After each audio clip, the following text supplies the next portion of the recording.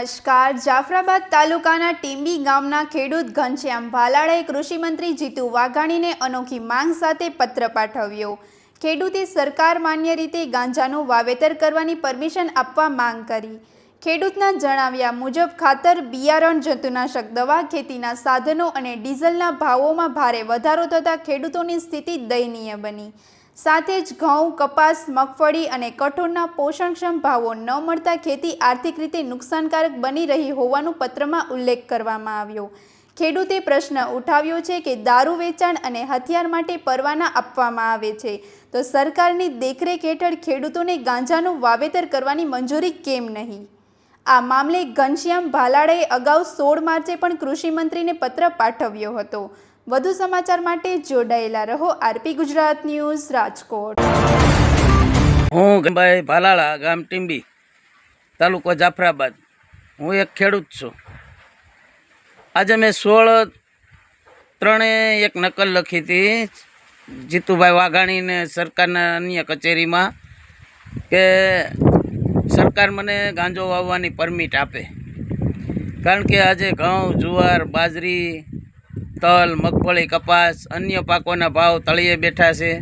તેની સામે જંતુનાશક દવા, રાસાયણિક ખાતર, ડીઝલ, પેટ્રોલ, ખેત ઓજારોના ભાવ 2 થી 3 ગણા વધી ગયા છે.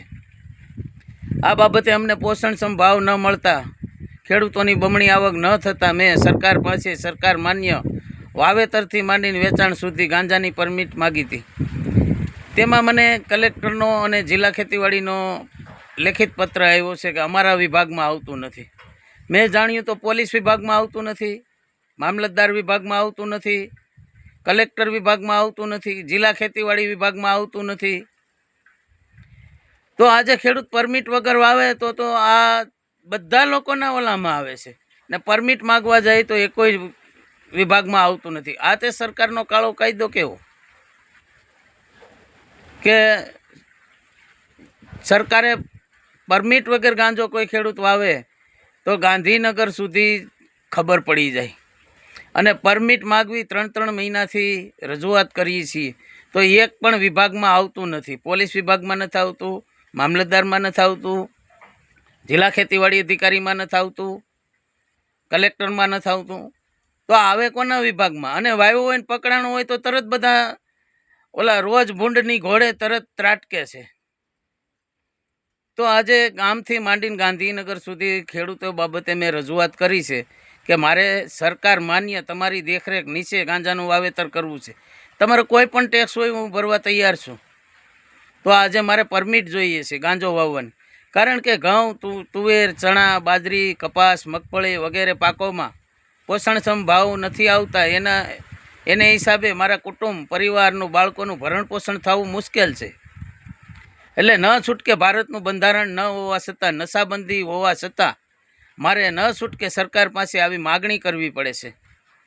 એટલે મારે સરકારને એક નમ્ર વિનંતી છે કે મારી તમામ તપાસ કરો, જમીન, વાડી, 7/12ની નકલ, અને મને સરકારને પરવાનો આપો એટલે હું મારી જમીનમાં ગાંજો વાવી શકું. આજે દારૂ વેચવાવાળાને દારૂની પરમિશન મળે, હથિયારધારીને હથિયારની પરમિશન મળે, તો મારી બાપદાદાની જમીન છે, મને ગાંજો વાવવાની કેમ પરમિશન ન મળે? મારે છોરી સુપીથી નથી વાવવો, સરકારની દેખરેખ નીચે વાવવો છે. એટલે મારી એક જ અરજ છે કે મને સરકાર પરમિશન આપે અને હું 2 પાંદડે થાવ, મારા બાળકોનું ભરણ પોષણ થાય. બાકી આ મોંઘવારીને માર વચ્ચે મારી ખેતી મને પોસાય તેમ નથી.